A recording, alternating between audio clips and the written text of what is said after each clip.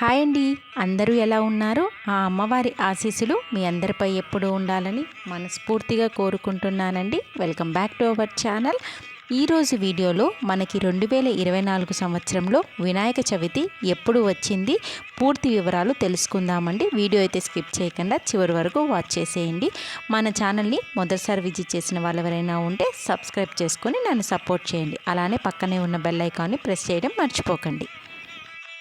హిందువులు ఏ పని ప్రారంభించినా ఏ విఘ్నాలు లేకుండా ఉండాలని తొలి పూజ మహాగణపతికి చేస్తారు.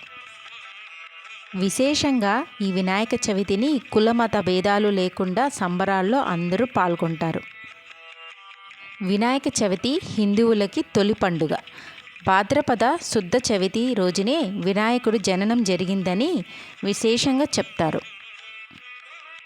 అయితే ఈ 2024 సంవత్సరంలో వినాయక చవితి మనకి ఎప్పుడు వచ్చింది, పూజ ఏ సమయానికి చేసుకోవాలి, అలానే ప్రారంభం మరియు ముగింపు సమయం ఏంటో ఇప్పుడు క్లియర్గా తెలుసుకుందామండి.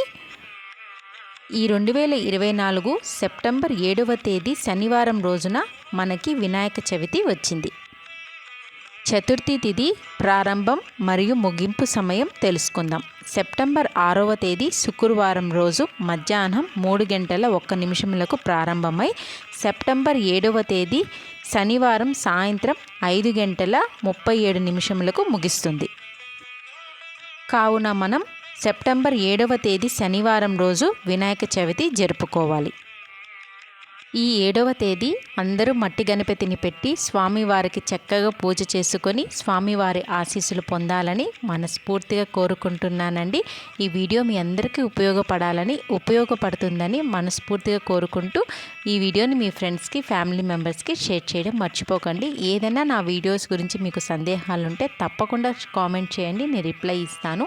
Thank you for watching.